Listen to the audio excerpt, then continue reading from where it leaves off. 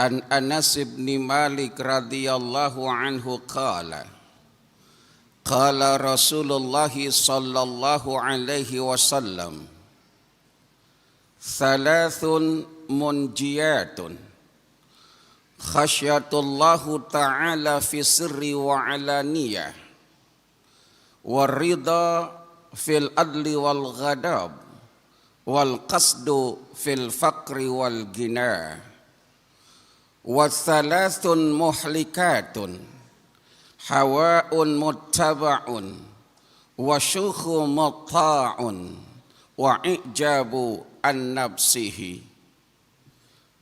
Saudara-saudara, baginda Rasul bersabda, thalathun munjiyatun, ada 3 perkara yang akan menyelamatkan kehidupan manusia, dan 3 perkara ini yang akan mendapatkan dan membawa kepada ketenangan lahir dan batin.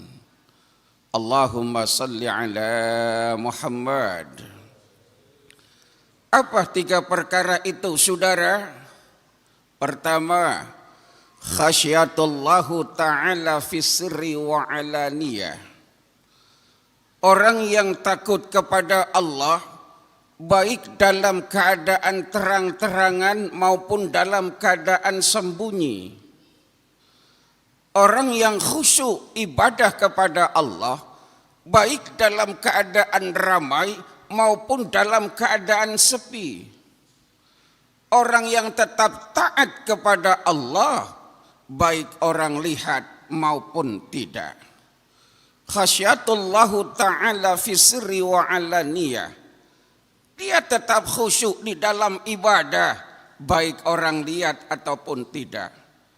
Dia tetap menjaga dan mempertahankan ketakwaan dan keimanannya baik orang apresiasi ataupun tidak.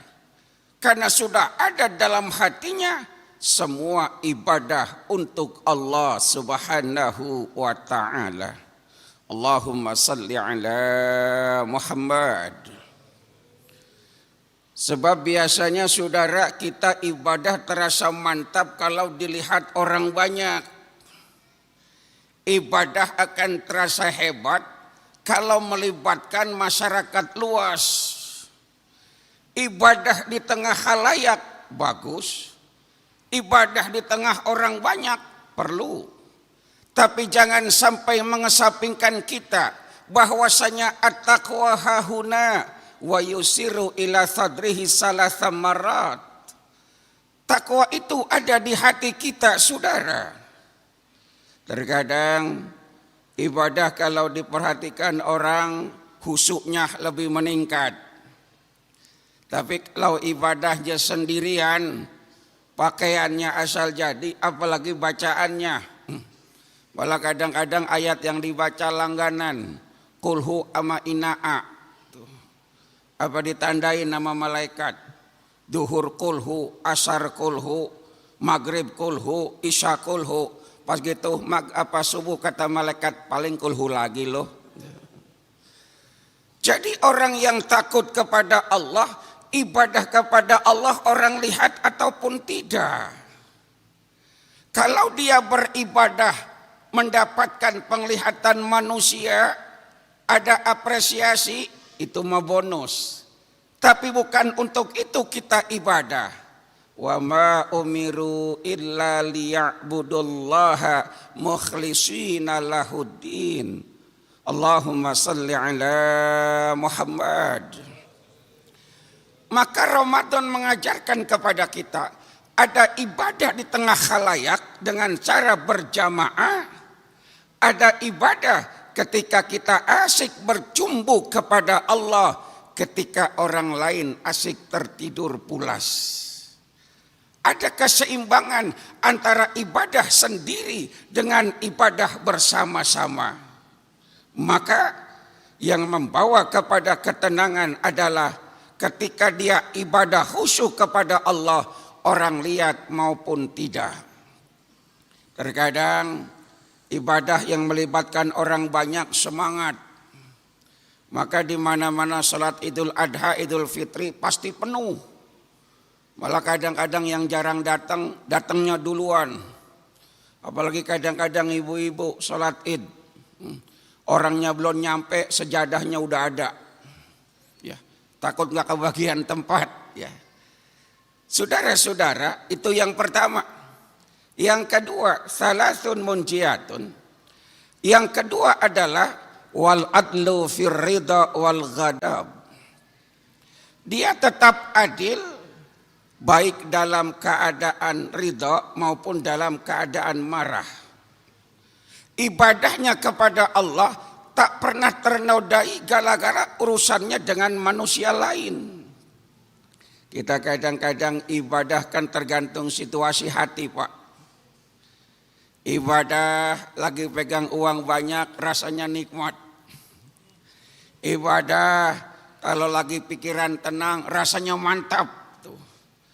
Tapi sedikit ada persoalan, Allah yang kita bawa-bawa. Kenapa Pak kau malas ibadah? Gua pusing sama istri. Pusingnya sama istri ke bawah-bawah di dalam sholat. Nah, itu enggak adil, saudara. Kalau kita punya masalah dengan manusia, jangan sampai masalah itu kita luapkan kepada Allah Subhanahu wa taala. Justru dengan ibadah itulah wasta'inu bis sabri was salah. Kita mohon kepada Allah Subhanahu wa taala. Dan yang ketiga, wal qasdu fil faqri wal ghina. Yang membawa kepada kedamaian adalah qasdu fil faqri wal ghina. Dia tetap bersahaja baik dalam keadaan miskin maupun dalam keadaan kaya. Ramadan mengajarkan kepada kita semua amaliyah ibadah bermuara di akhlak, saudara. Muara dari ibadah kita itu adalah akhlak. Ketika Allah berikan kelebihan rezeki, nggak lantas jadi orang sombong. Ketika Allah berikan kelebihan berupa karir, nggak lantas jadi orang sombong. Dia tetap bersahaja, baik dalam keadaan miskin maupun dalam keadaan kaya. Walaupun kadang-kadang banyak hal yang membuat dia menjadi orang sombong. Banyak atribut yang membuat dia gampang jadi orang yang congkak. Tapi semua itu tidak lantas serta-merta membuat dia menjadi orang-orang yang sombong. Maka pengamalan ibadah adalah dengan akhlak kita. Bagaimana kita terapkan dalam kehidupan agar akhlak itu kita aplikasikan menjadi pribadi manusia mulia, pribadi manusia yang berakhlakul karimah.